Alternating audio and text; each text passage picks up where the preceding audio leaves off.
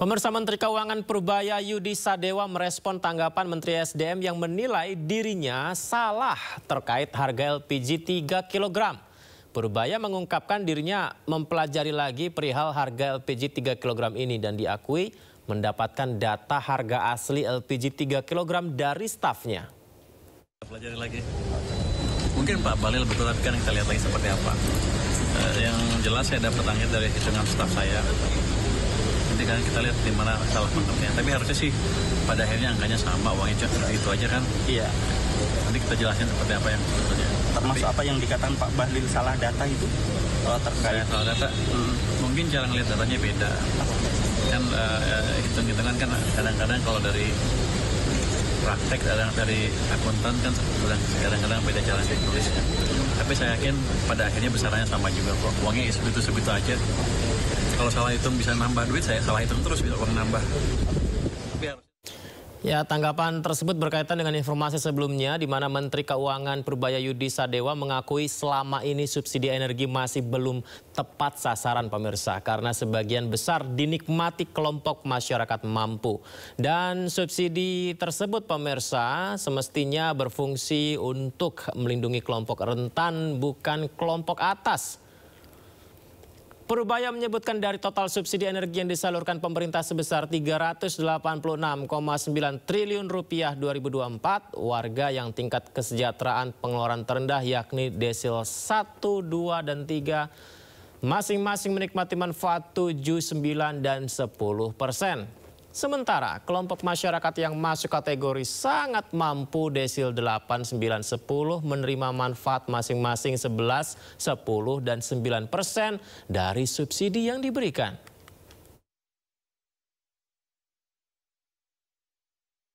Namun berdasarkan data Susenas menunjukkan bahwa masyarakat sangat mampu, yaitu desil 8 sampai 10, masih menikmati porsi signifikan dari subsidi energi. Sejalan dengan hal tersebut, ke depan kita akan terus berusaha agar subsidi dan kompensasi lebih tepat sasaran dan lebih berkeadilan. Terima kasih masih bersama kami pemirsa. Massa yang tergabung dalam Global Peace Convoy Indonesia berunjuk rasa di depan Kedutaan Besar Amerika Serikat. Aksi ini sebagai bentuk protes terhadap tentara Israel yang mencegah armada Global Summit Flotilla yang berusaha menembus blokade Gaza. Massa membawa satu mobil komando menyampaikan aspirasi di depan Kedutaan Besar Amerika Serikat di Jalan Medan Merdeka Selatan.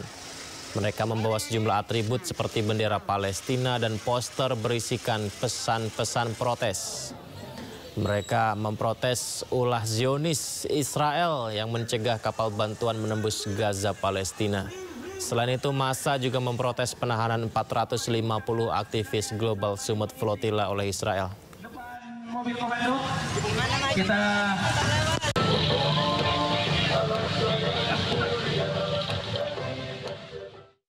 Pembina Indonesia Global Peace Convoy atau IGPC mengutuk aksi pembajakan dan penculikan yang dilakukan tentara Israel terhadap relawan kemanusiaan Global Summit Flotilla saat menuju ke Gaza.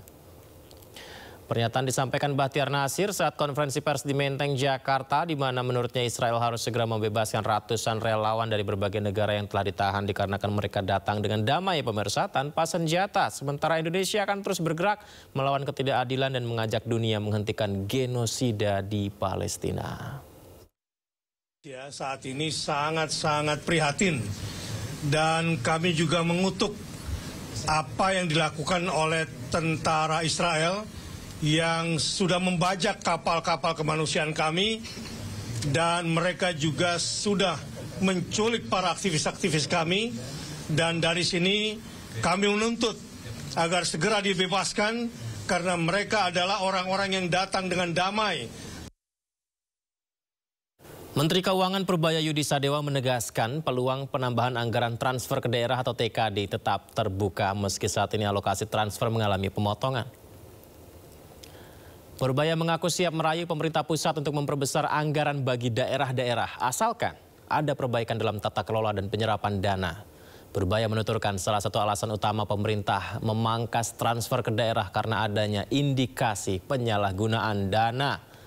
Purbaya minta pemerintah daerah harus memperbaiki cara mereka menyerap, mengelola anggaran agar tidak sekedar menjalankan program tanpa pengawasan yang ketat.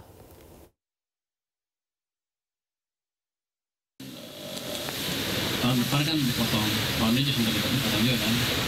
Jadi mereka protes sama dengan Anda. Anda kayaknya udah sama deh cara berpikirnya dengan bupati atau gubernur. Kenapa dipotong?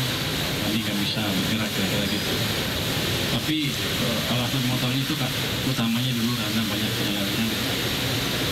Artinya nggak semua uang yang dipakai dengan betul. Jadi itu yang membuat pusat agak, bukan saya ya, pemimpin itu agak gerak dengan itu, ingin mengoptimalkan. Jadi sebetulnya kalau uang yang di daerah bertambah. Jadi kan di transfernya kan turun 200 ya. Tapi program-program untuk daerah naik dari 900 ke 1.300 triliun. Tambah lebih banyak. Jadi kita ingin melihat yang lebih kinerja uang yang lebih efektif. Tapi tentunya nggak bisa tiba-tiba kan. Makanya untuk tahun 2026 nanti itu kan tadinya APBN-nya berapa, kami tambah lagi dengan 43 triliun ke daerah. Saya pikir untuk sementara sudah cukup itu. Nanti kita lihat ke depan seperti apa. Kalau dalam triwulan pertama atau 2 tahun depan ekonominya membaik dan uang saya lebih banyak daripada sebelumnya, mungkin sebagian saya akan transfer lagi ke daerah. Perbaiki cara mereka menyerap anggaran. Jangan rame-rame nanti ada penangkapan apa itu ya. Selama ini kita. Jadi kalau mereka bisa menunjukkan seperti itu penyerapan yang baik dan bersih, harusnya saya bisa meraih pemimpin saya di atas untuk menambah dengan cepat. Jadi itu utamanya.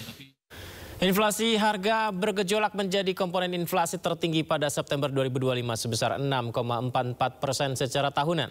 Kenaikan harga cabai merah, bawang merah, daging ayam ras, serta beras turut berkontribusi dalam meningkatkan indeks harga konsumen. Inflasi harga bergejolak atau volatile goods menjadi komponen inflasi tertinggi pada September 2025, yakni sebesar 6,44% secara tahunan. Kenaikan harga cabai merah, bawang merah, daging ayam ras, serta beras turut berkontribusi dalam meningkatkan indeks harga konsumen. Komponen lain yang juga mengalami inflasi secara tahunan yakni inflasi inti sebesar 2,19%. Adapun komoditas yang menyumbang inflasi inti adalah emas dan perhiasan, minyak goreng hingga kopi bubuk. Selanjutnya, komponen inflasi harga diatur pemerintah tercatat sebesar 1,1%. Komoditas yang dominan adalah tarif air minum PAM di 13 wilayah, sigaret kretek mesin, serta bahan bakar rumah tangga. Seperti diketahui, berdasarkan data BPS, inflasi tahunan September 2025 sebesar 2,65%, sedangkan 0,21% secara bulanan. Inflasi tertinggi terjadi di Provinsi Sumatera Utara sebesar 5,32% dan terendah terjadi di Provinsi Papua sebesar 0,99%.